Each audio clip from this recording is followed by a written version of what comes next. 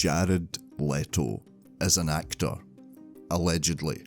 At least, he says he is, despite all visible evidence pointing to the contrary. He's won an Oscar.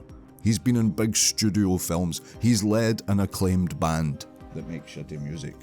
And yet, every time he steps on screen, it feels less like a performance and more like someone's very expensive art school project. The secret? It's not range, it's the illusion of range. Leto doesn't transform, he accessorizes. He doesn't disappear into a role, he just shows up in a slightly different wig, voice, or in a different weight class, and counts on the audience to confuse suffering for acting. And to be fair, it often works. Hollywood loves a method actor, especially one who can generate headlines for doing weird, fucking unnecessary things. That's Leto's actual craft. Self-promotion disguised as commitment. Leto's first and most obvious trick is physical transformation. This isn't new. Hollywood has long fetishized actors who alter their bodies for roles.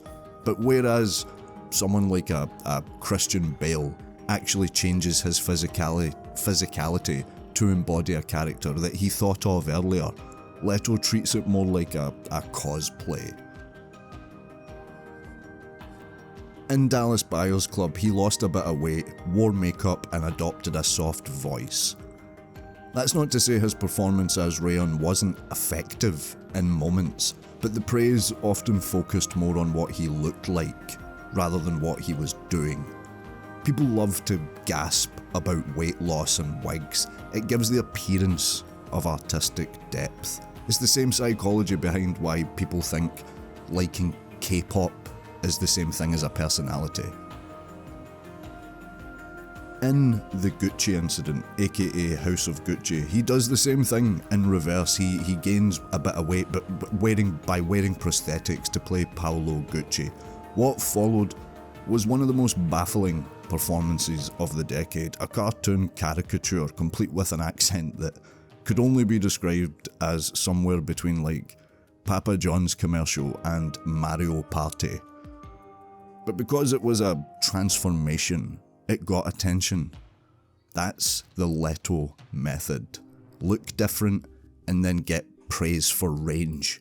Whether the performance itself has nuance is secondary, because as long as people are distracted by your physical change, they assume the acting is just as impressive. Leto's filmography is like a checklist of roles that scream artistic credibility. Trans women, drug addicts, historical eccentrics, the Joker, characters that carry built-in gravitas before the script even starts getting fucking written. But here's the problem. Leto often plays them at surface level. In Requiem for a Dream, fucking excellent movie by the way, his character spirals into addiction. On paper, it's a meaty role. On screen, Leto pretty much just sweats and occasionally yells, "Ma!" And the heavy lifting is all done by Darren Aronofsky's frantic direction and Ellen Burstyn's just devastating performance. Jared, he's window dressing. Competent window dressing, absolutely, but fucking window dressing nonetheless. And then there's the Joker in Suicide Squad, a role that has defined the careers for multiple actors at this stage. Leto's interpretation, what did it boil down to? Like tattoos, grills, and sending dead animals to fucking castmates as part of being a method actor, because that made him a method actor apparently. Instead of an intense, layered character, we got a fucking Hot Topic manager with a fucking crime empire, do you know what I mean, who was into hip hop. Leto gravitates towards roles that look like acting challenges, but he tends to just stop at the surface, relying on the role's reputation to do the heavy emotional lifting for him. And that brings us to the method acting, the get out of jail free card for questionable performances. For Jared, method isn't about immersing himself in a role for authenticity. It's about creating a story around his acting, a story that distracts from the end product, you see. Like on Suicide Squad, as I mentioned, he became infamous for sending the castmates like fucking rats, condoms, other bizarre gifts to the co-stars in the name of staying in character as the Joker. And the media fucking ate that shit up as if how make it make sense. Like, cause yeah, that's what the Joker would do. Anyway, except here's the thing. Method acting is supposed to serve the performance, not the press tour. Leto's antics didn't deepen his Joker. They distracted from how fucking shallow and awkward his Joker actually was. He was so committed to being a method actor that he forgot to be a good actor. Similarly, on Morbius, the famous Morbius, he reportedly stayed in character, even off camera, moving around in his crutches and sometimes taking fucking 45 minutes to go to the bathroom. Is that commitment? Sure. Is it necessary? Fuck no. No one remembers Morbius for the acting chops. They remember it for the line, it's Morbin time, primarily. That's the one thing. But method acting, again, when done well, it's supposed to serve the performance. With Leto, it often feels like a sideshow to mask the fact that the performance itself doesn't really have a lot going on. Part of Leto's strategy is how he presents himself outside of film. He's in a rock band, 30 Seconds to Mars. He dresses like he's a fucking walking Coachella mood board, and he speaks in like vague, ethereal terms about art, life and creativity and wank. And this persona feeds into the illusion of him having artistic range. When an actor carries themselves like a serious artist, then the audience is more likely to interpret their performance as like art. Do you know what I mean? As deep, even if what they're seeing, the work itself, doesn't warrant it. That Leto has essentially branded himself as a creative chameleon, whether he's, let's say, a trans woman, a vampire, or an overtly Italian fashion designer. The marketing frames it as the work of a restless, boundary-pushing genius. And because Hollywood is built on perception, it works. The branding fucking works. He continues to get high-profile roles, not necessarily because of the performances themselves, but because of the mythos around Jared Leto.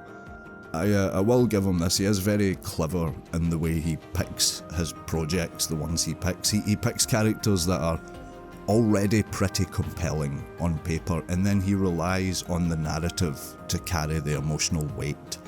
And in Dallas Buyers Club, like, that situation is inherently heartbreaking. In Requiem for a Dream, the descent is inherently disturbing. In House of Gucci, Paolo Gucci is inherently eccentric.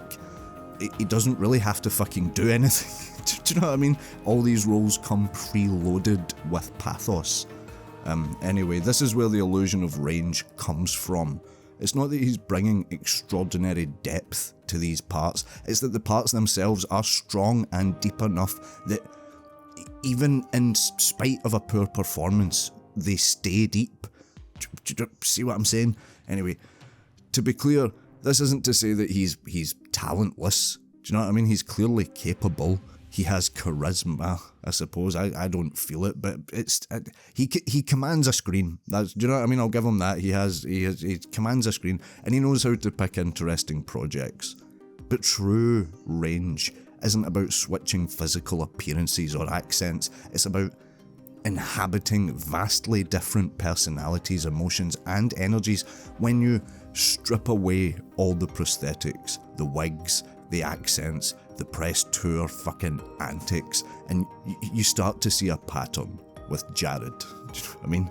His characters often feel like variations of the same person, moody, performative, slightly alien.